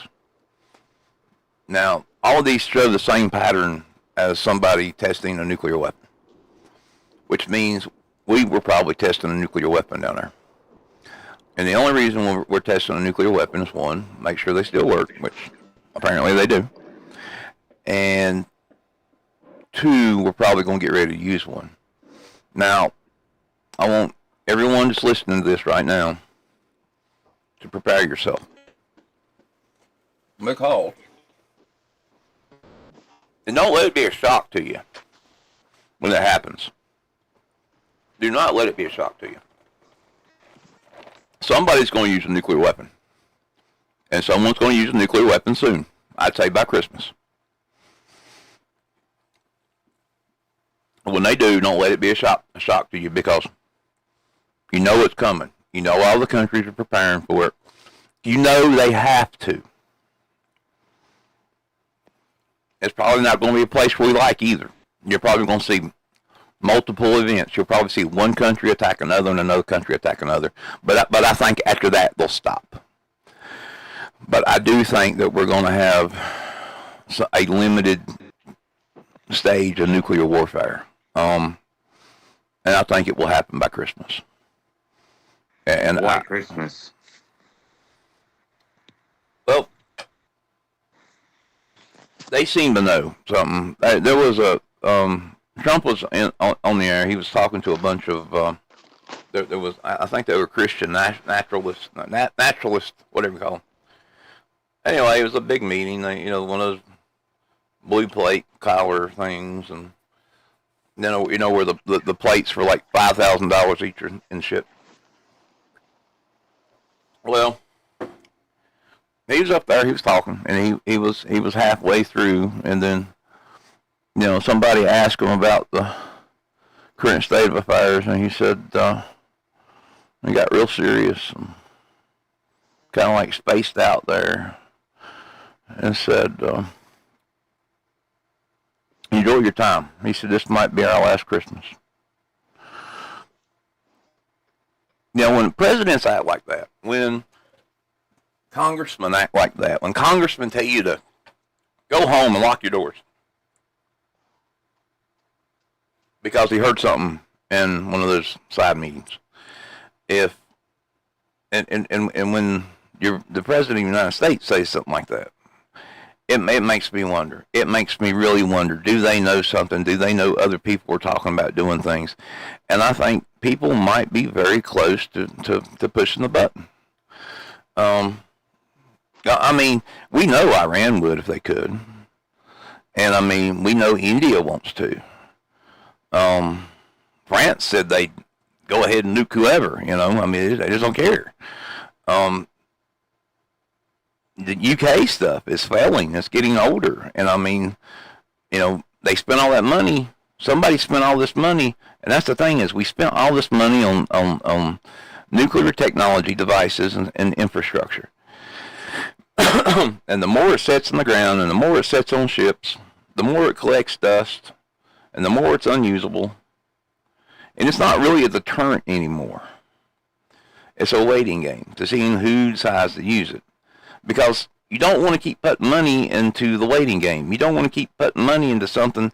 And the amount of people that I have spoken with, that I have talked to, that will look at me dead in the eyes and tell me that nuclear weapons are not real is bizarre. So, and they know this. I mean, the government knows this. The government has taken polls and stuff like that, and I believe they think that something's, that, you know, that they're going to do something. Somebody's going to do something. I think they're ready to do something. We've heard way too much rhetoric about nuclear weapons, and I'm just hoping it's not over my house.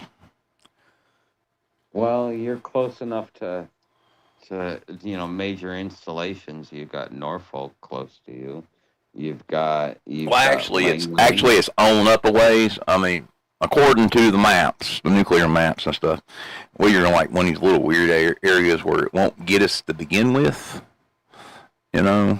But you know, maybe, you know, we got like an armory facility over, where they make like weapons components and stuff up the road, and we have that bombing range, which I've always wondered about the bombing range, because I wonder if they don't have a bunker out there, because a big one, because they like, I mean, because it's not like bombing range in the sense of you know, bombs going off. It's they do what's electric targets and stuff. And around town, I don't know if you've ever lived in a place like this, but we're not the normal military town here.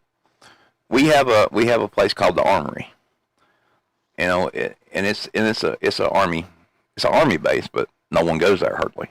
No one talks about it. And we have that bombing range over there. And, you know, then we have some government places and contractors and stuff like that goes on. But when they come in and when they do an operation, I mean, they'll drop a flashing light or a package in somebody's backyard, and then, you know, there'll be a group of people that's got to come in and look for that thing. I mean, you might have motherfuckers in camo or black outfits running through your yard, and see, the whole thing is they got to do this stuff without being noticed. It's become a lot harder now since, you know, everybody's got cameras and stuff, and lights get tricked, and people freaking out when they see stuff, and they got to kind of deny it. But yeah, I mean, that's kind of shit they do around here. You don't know if you're being swatted or if it's the Army doing drills. Did you hear about the urban warfare drills that they were doing? I think it was like in 2022. Oh yeah, they were doing that. Yep. It freaked out the whole town. Yeah, they were doing. Oh, I didn't know if you guys know. The Pentagon is considering renaming the Iran war to Sledgehammer if the ceasefire fails, and it has. He's pissed because he thought it'd be a fucking quick one and they'd fucking squeal. We think that our military is superior. It's superior in certain ways, and the fact that we leave no man behind and we just we'll throw everything at you. But we're not necessarily that superior. Now there's good intel I don't know how you feel about Zelensky or whatever, but there is fairly good intel that's saying that Russia is considering plans to attack NATO companies from Belarus, and Belarus is nuclear armed right now. So I mean, somebody's going to do this. Somebody's going to pop it off. I think Russia is going to be the first, and I think that's what the prediction is. So I don't know. There's the and like I don't know. I think you might be right. I mean, there's a what was it? I don't know. Back like May 4th, May 5th, something like that. There was this crazy news broadcast in like most of Europe, and it was in Russian, and it was telling people to prepare to have their whole populations wiped out. I mean, I don't know. It's got to be bad. The according to Meyer, there's going to come a point when Putin loses patience and he's going to drop 3 nukes. One of them's going to be on Berlin. And like I said, he's been threatening Berlin with nukes for a while. Now, and I guess we can roll through and talk about. We can go over. The old the old CDC director has said that he believes, and this is new. He said that the Ebola, because of the whole World Cup, and the doctor that got infected, the American doctor, and the Detroit-bound thing that's being diverted to Canada, he believes that this is going to be a outbreak of epic proportions. Now, if you don't know what Ebola does, go look it up so you know. I'm not going to talk about it right now. It's not pretty. It is not pretty. And he's right. It is a horrible, horrible virus, and it will. But the thing about Ebola is it doesn't, like, once you get it, and like you don't make it very far anyways. No, you make it. This will last a little while. This one makes you suffer. This strain's only showed up twice. Only showed up twice. I mean, that's the thing. It's like the hantavirus. The hantavirus only showed up twice. This one's only showed up. The Ebola strain that we got now, the new one. I mean, it's only shown up twice. I mean, there's a lot of weird ass similarities. If anybody wants to know, I'm trying to take my shoes off. That's the reason I'm moving around on the camera. But yeah. So I mean, there's a good chance that this might be, like I was telling Tuck the other day. There's a good chance that this might actually be from something called the Soviet BioShield program. Russia has one. We have one. China has one. I think they were the first that implemented it. And why are they making Ebola? Because of Ebola is the thing that is like one of those that can shut down everybody. They can, once a whole population or group gets knocked out, then they can just kind of leave it alone, and they ain't got to worry about it. I mean, it spreads enough that they can deal with it. I posted the video of that movie. I mean, the trailer of the movie Outbreak, if you've ever seen it or wanted to see it. But good movie. Yeah, like how the like I said, it's literally how the CD would approached. They used to approach the epidemic like this. Like there was an outbreak. This was taken from records. There wasn't like, they went to Africa. There was an outbreak of it. And, no, it's not eradicated. And they literally drop a friggin' air bomb on top of it to burn the whole city, because that'd be the only way to deal with it. So, is it going to be like in The Simpsons where they put a whole city under a dome, or they burn a whole city? I don't know, guys. There's a lot of weird similarities here. Hey, I But they've almost been doing forgot. that for Go ahead. Sorry. they've been doing that for thousands of years. If there's a city that's like that, they it's got a sickness in it, they burn it, and sometimes even everybody that's in it too, that's sick. Now, I want to throw this out there. Anybody remember this book? Well, shit. What? Cool. Someone brought me food. All right. I don't know if I can show it. What, dear? Nothing. Oh, okay. I was trying to show this book here, guys. Hold on a minute. And bear with me. It's reversed, but anyway. Dr. Mary's Monkeys. I did a video on it a long time ago. But there's stuff in it I never went over. I'm just going to post a picture of it. Hold on a minute. I'll do it that way.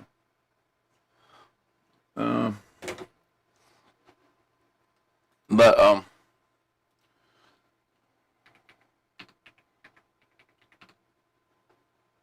I have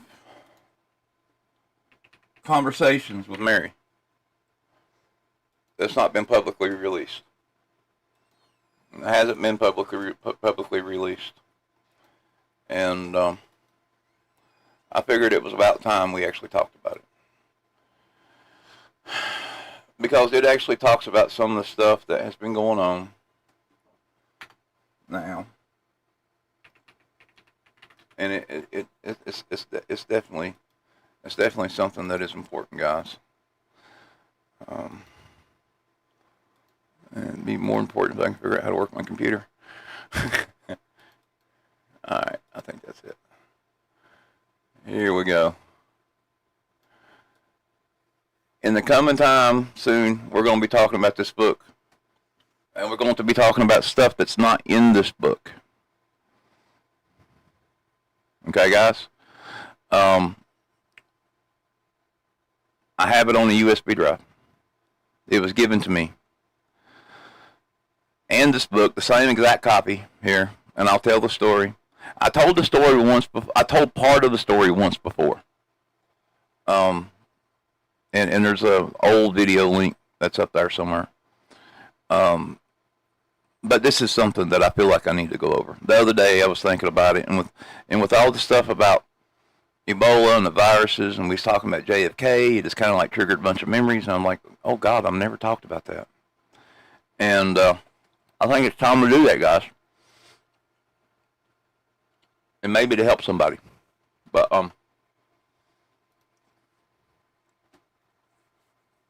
anyway, if you can't, you might be able to find a copy of it online to read if you guys want to go back through it. If not, I'm sure you can get a hard copy. Buy a used one. But yeah, definitely look into it. We'll start that project next week. I have most of it written up. But anyway, we've been on here. I want to eat. And guys, we will talk tomorrow. Tuck, we will talk tomorrow. Good night and God bless. Stay paranoid, my friends. Tuck, you there?